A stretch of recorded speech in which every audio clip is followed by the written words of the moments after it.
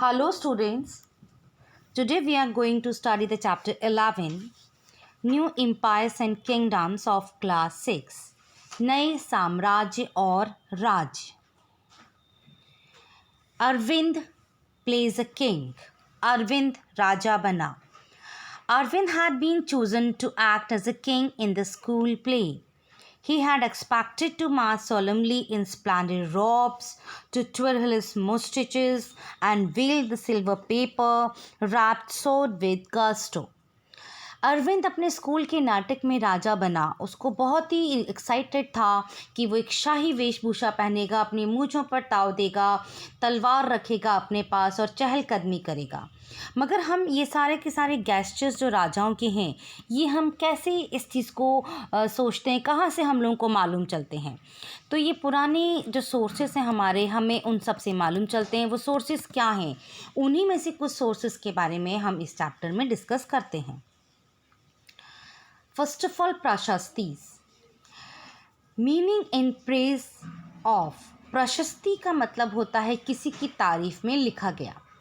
तो हमें बहुत सारी बातें राजाओं के विषय में प्रशस्तियों के द्वारा ही पता चलती हैं. गौतमीपुत्र श्री शातकर्णी व द स्टार्टिंग. सबसे पहले जो प्रशस्ति लिखी गई वो गौतमीपुत्र श्री शातकर्णी की प्रशस्ति, जिसके बारे में अभी हमने पढ़ा भी है. become more important from Gupta's period. ये एक विशेष किस्म का अभिलेख है जिसे प्रशस्ति कहते हैं. यह एक संस्कृत शब्द है जिसका अर्थ होता है प्रशंसा. The inscription is of a special kind known as a prashasti, a Sanskrit word meaning in praise of. They give info about the administration of that time of kings and they give insights into the society as well. Samudragupta प्रशस्ति. समुद्रगुप्त की प्रशस्ति. आइए देखते हैं कि समुद्रगुप्त की प्रशस्ति हमें क्या बताती है. Sanskrit poet at Ashokan pillar, Allahabad. Samudragupta की प्रशस्ति उनके दरबारी कवि हरिसेन ने संस्कृत में लिखी है. कवि ने इसमें राजा को एक योद्धा, युद्धों को जीतने वाला राजा, विद्वान, एक उत्कृष्ट कवि के रूप में भरपूर प्रशंसा की है. It is from Gupta dynasty around 300 AD, made by his poet Harisena. He praised him as a warrior, poet, musician, learned, equal to gods, charming body marked by excess, pace, etc. यहाँ तक कि उसने यानी हरिसेन ने राजा समुद्रगुप्त को ईश्वर के बराबर बताया है. प्रशस्ति में लंबे लंबे वाक्य दिए गए हैं. उसने कहा है कि घावों से दाग, उस घावों के दाग से भरे होने के कारण राजा बहुत ही सुंदर दिखाई देता है. हरिसेन ने सिर्फ राजा की प्रशंसा ही नहीं लिखी है, उसने राजाओं की जो नीतियां थी, समुद्रगुप्त की जो नीतियां थी, उनका वर्णन भी उसने प्रशस्ति में किया है. यहाँ आप देख सकते हैं इस मानचित्र में, ये बहुत ही कलरफुल है. यहाँ पर आपको हरा रंग, गुलाबी, बैंगनी, नीला, कुछ इस तरीके के कलर्स दिखाई दे रहे हैं. आइए इन कलर्स के थ्रू ही हम जानें कि समुद्रगुप्त की दूसरे राजाओं के प्रति क्या नीतियाँ थीं. ये भी हरिसेन ने ही लिखा है. In Aryavarta there were 9 rulers who were uprooted and their kingdoms were made a part of Samudragupta's empire. जो हरे रंग का क्षेत्र है वो आर्यावर्त कहलाता है. वहाँ 9 शासक हैं. इन्हें समुद्रगुप्त ने हराकर अपने राज्य में, इनका राज्य अपने साम्राज्य में मिला लिया था. The rulers of Dakshinapatha, here there were 12 rulers, this surrounded 2. इसके बाद आप देख रहे हैं रेड डॉट्स आपको जो दिखाए गए हैं, दक्षिणापथ के 12 शासक हैं. इन सब ने हार जाने पर समुद्रगुप्त के सामने समर्पण कर दिया था. समुद्रगुप्त ने उन्हें फिर से शासन करने की अनुमति दे दी थी. Samudragupta after being defeated and he then allowed them to rule again. The inner circle of neighboring states including Assam, coastal Bengal, Nepal and a number of Gana Sanghas in the northwest. They brought tribute, followed his orders and attended his court.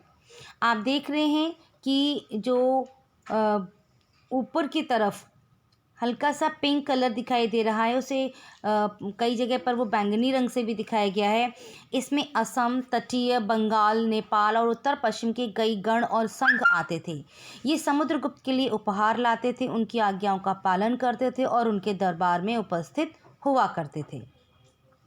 The rulers of the outlying areas, perhaps the descendants of the Kushans and Shakas, and the ruler of Sri Lanka, who submitted to him and offered daughters in marriage. बाहरी इलाके जिनको आप देख रहे हैं हल्के नीले रंग से दिखाया गया है, ये संभवतः कुषाण और शक वंश के थे। इसमें श्रीलंका के शासक भी थे। इन्हें समुद्रगुप्त की अधीनता स्वीकार की और इन्होंने अपनी पुत्रियों का विवाह भी उससे किया। Now the map showing important cities and kingdoms of Samudragupta.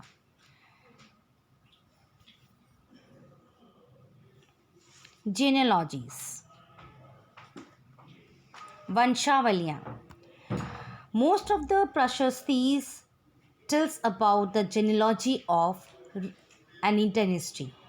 ये प्रशस्ति भी समुद्रगुप्त के प्रपितामह, पितामह यानी कि परदादा, दादा, पिता और माता के बारे में बताती है। His mother was Kumar Devi and belonged to Lichavi Gana. His father Chandragupta I, Gupta ruler to take the title of Maharaja Adhiraj. Grandfathers and great grand were simply Maharajas. Samudragupta ने भी महाराजा धीराज की पदवी जो है धारण की थी। तो इससे ये मालूम चलता है कि धीरे धीरे इनका वंश का महत्व बढ़ता गया। समुद्रगुप्त के बारे में हमें उनके बाद के रूलर्स जैसे उनके बेटे चंद्रगुप्त द्वितीय की वंशावली से भी जानकारी मिलती है। In this inscription mentioned coins, inscriptions and coins invaded Western India and ended Shaka's rule. Court had Kalidas and Aryabhat. इन्होंने पश्चिम भारत में सैन्य अभियान में अंतिम शक शासक को परास्त किया। बाद में ऐसा विश्वास किया जाने लगा कि उनका दरबार विद्वानों से भरा था। कवि कालिदास और खगोल शास्त्री आर्यभट्ट इनके ही दरबार में थे। हर्षवर्धन। जिस तरह गुप्त वंश के शासकों के बारे में अभिलेखों और सिक्कों से पता चलता है, उसी तरह कुछ अन्य शासकों के बारे में हमें उनकी जीवनी से मालूम चलता है। ऐसे ही एक राजा थे हर्षवर्धन। उनके दरबारी कवि बाणभट्ट ने संस्कृत में उनकी जीवनी लिखी है, जिसका नाम है Harshacharita. He ruled over Thanisar around 600 AD after the death of his father and brother. His brother-in-law ruled Kannauj and killed by Bengal ruler. हर्ष अपने पिता के सबसे बड़े बेटे नहीं थे। उन्होंने अपने पिता और बड़े भाई की मृत्यु के बाद थानेसर की वो राजा बने।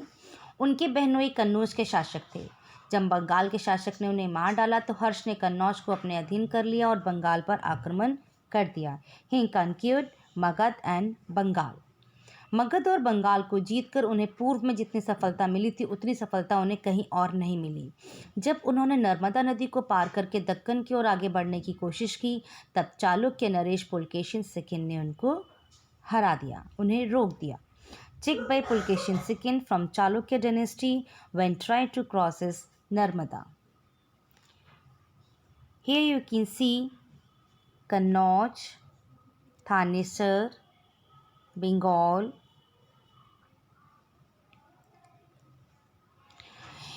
We got information for about Harshavardhana from inscriptions, coins, and biographies. Banbhatt was his court poet who wrote Harshacharita in Sanskrit, and also a Chinese pilgrim Xuanzang came to his court and wrote about Harshvardhana. Pallavas versus Chalukya. इस काल में पल्लव और चालुक्य दक्षिण भारत के सबसे महत्वपूर्ण राजवंश थे।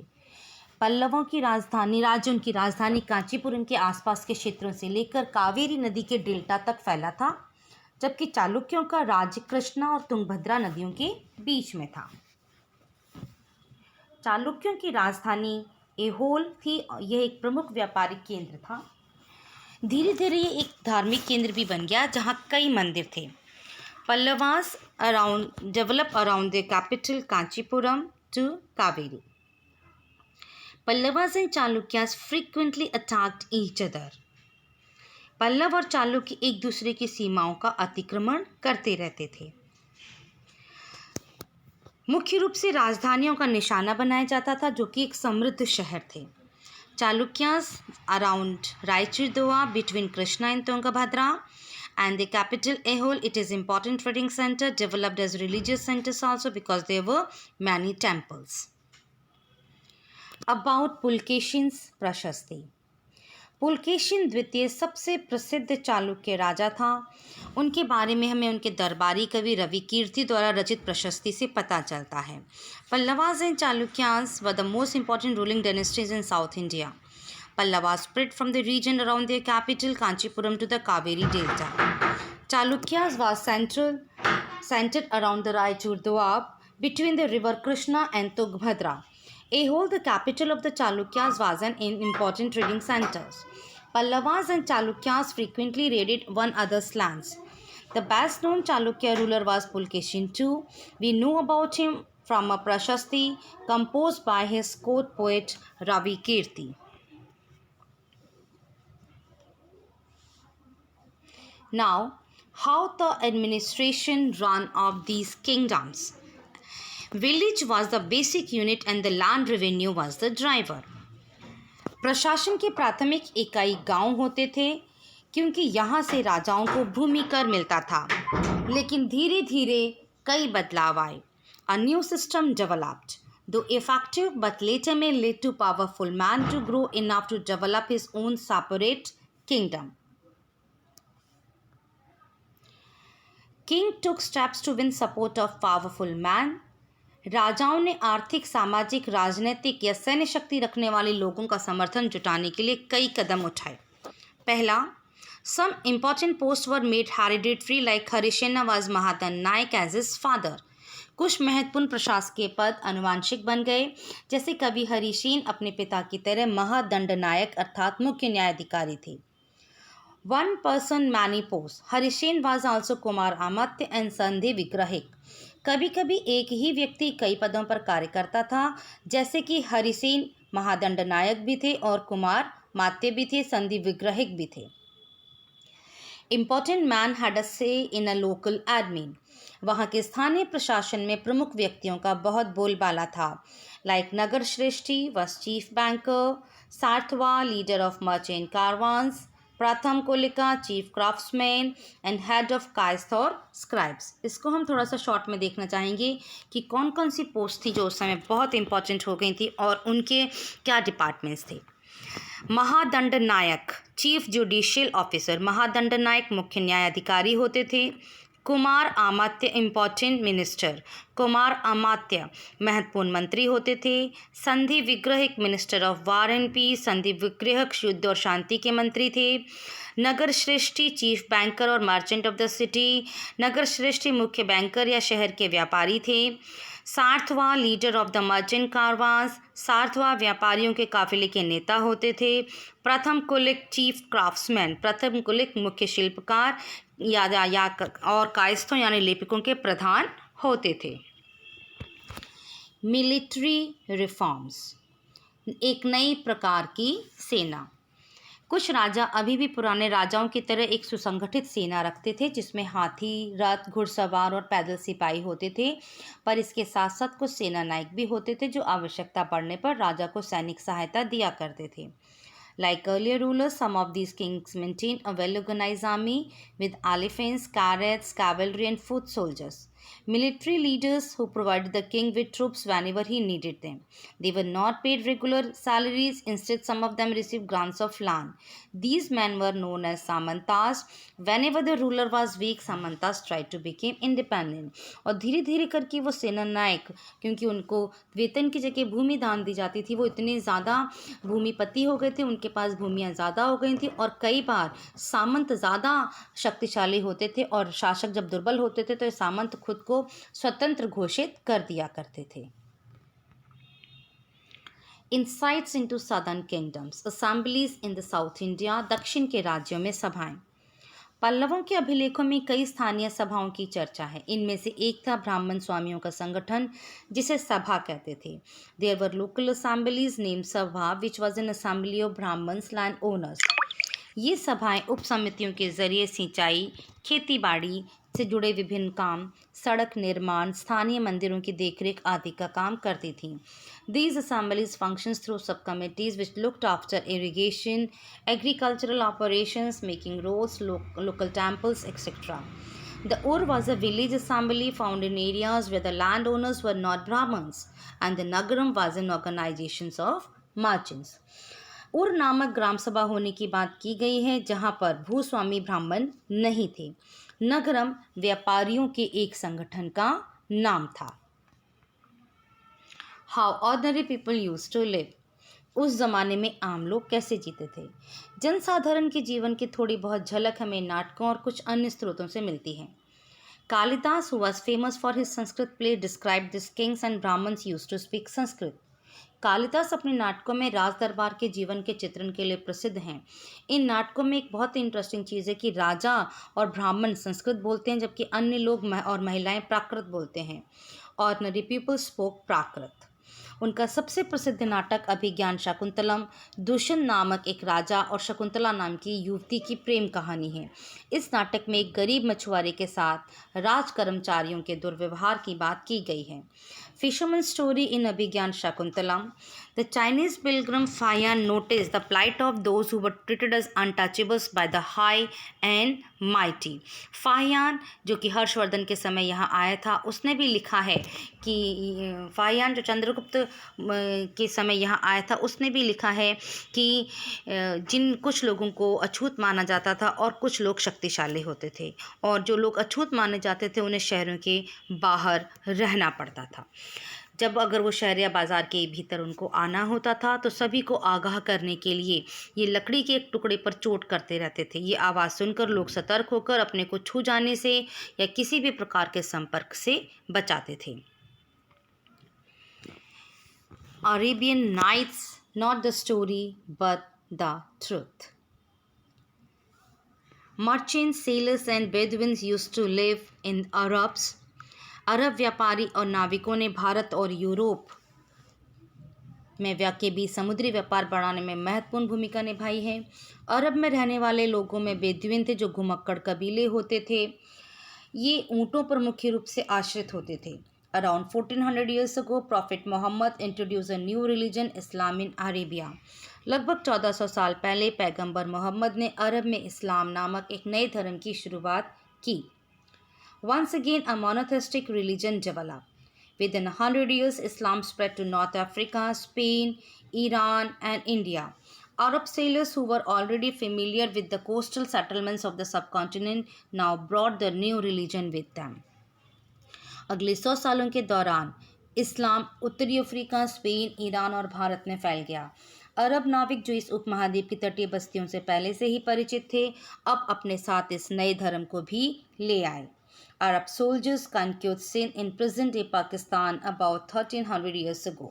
अरब के सिपाहियों ने करीब 1300 साल पहले सिंध जो आज के पाकिस्तान में है उसको जीत लिया था। सो बच्चों, दैट्स ऑल योर चैप्टर। आशा है कि आपको ये चैप्टर समझ में आया होगा।